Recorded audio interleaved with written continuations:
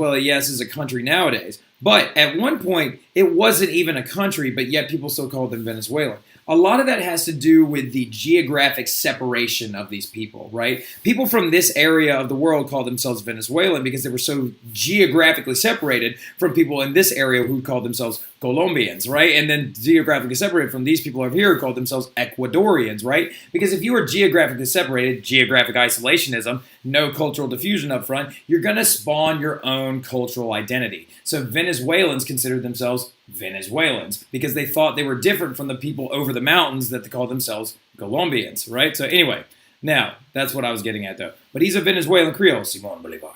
So his biggest problem was trying to unite all of these other classes, right? He actually had a huge problem with trying to get people in Colombia to actually unite together because there were these two different types of people. There were actually these half mestizo, half white cowboys called llaneros, and then there were all these other Creoles, and they were like, we want to be in charge, and we want to be in charge, and we want to stay with Spain. No, we don't. And it was a big problem. So he identified them as just South Americans, right? He was like, we are South Americans. We deserve our own country. So Venezuela, he declared them independent in 1811. Now remember, just because you declare yourself independent does not mean that a war is not soon to follow, right? So Bolivar's armies are unsuccessful at first. So he takes them onto the other side of the Andes Mountains, closer to Colombia, and actually trains them in the ways of gentlemanly warfare and in guerrilla warfare. And in 1819, as the Spanish forces are beginning to diminish and they're beginning to pull them out so they can go fight off Napoleon and try to send him into exile, Bolivar's armies marched over the second largest mountain chain in the world, the Andes Mountains, into today's Colombia and just started punching Spain in the face and like liberated the entire northern area of South America. And by 1821, Venezuela became completely independent. Not just Venezuela, but Ecuador, Colombia, several other areas. He marched north into Ecuador to meet a guy that, so happenstance, was also leading another revolution in the southern areas of South America, Jose de San Martin. Now, I know all of my Argentina fans were freaking out that I never brought him up in the first place because this guy is the Argentinian hero, right? He was doing the exact same thing while Bolivar was doing his thing in the north. San Martin was doing his thing down in the south, right? He's a simple, modest man, born in Argentina. He's a Creole, spent time in Spain, though, training as a military officer. So he literally used Spain's tactics against their own forces, right? So he led the entire liberation movement in the south. He went from Argentina into Chile and then all the way up into Lima, Peru.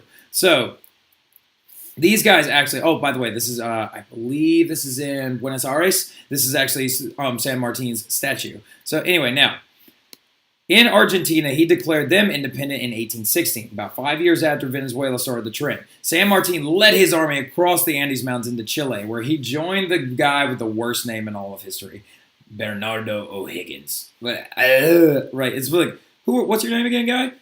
Bernardo O'Higgins. All right, anyway, now, so, turns out Bernardo O'Higgins, actually, his father was Irish and then his mother was Spanish. So this is, again, that big class issue. It's like, wait a minute, you got an Irish immigrant and bred with a Spanish person. Are they mestizo? I don't know. So anyway, now, and they went and freed Chile, right? Now, in Ecuador in 1822, San Martin and Bolivar met each other in Ecuador after liberating the northern area and the southern area, right? So now they got to try and figure out, though, how the heck are we going to remove the remaining Spanish forces in Lima, Peru, right? Now, unfortunately, though, San Martin is going to die in battle in 1850 while they were trying to get that accomplished. However, Bolivar is going to be victorious in ridding all of Latin America of the Spanish forces and establish one gigantic country called Gran Colombia. Because remember, Bolivar's idea was very Napoleonic in a sense. He wanted one giant country, one unified people, one South American America, right? So,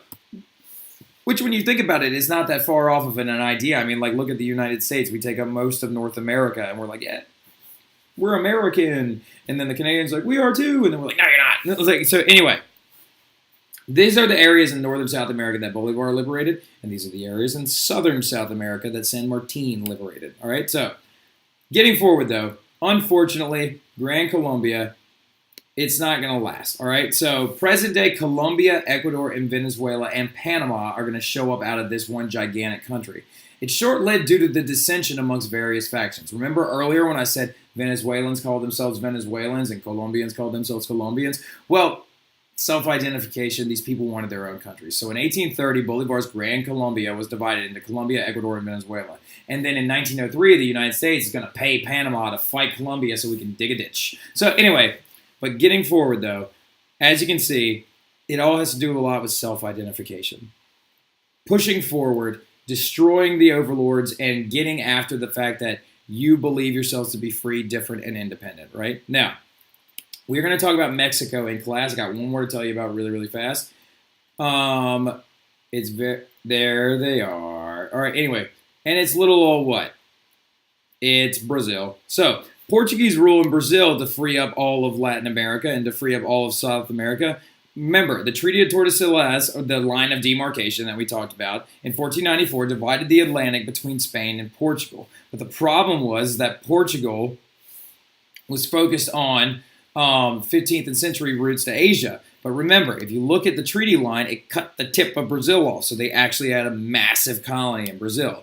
So massive to the point that they actually claimed all the way up to the Amazon River as a geographic barrier. Now, at the time, cartographers had no idea just how big Brazil was or how far the Amazon was. It's huge. Now, anyway, in 1807, Napoleon again is going to invade Spain. We said this already. The king of Portugal, though, is going to abscond with his family. They're going to get the hell out of there. Like, we don't want to die, so let's just go stay in our big colony over in Portugal.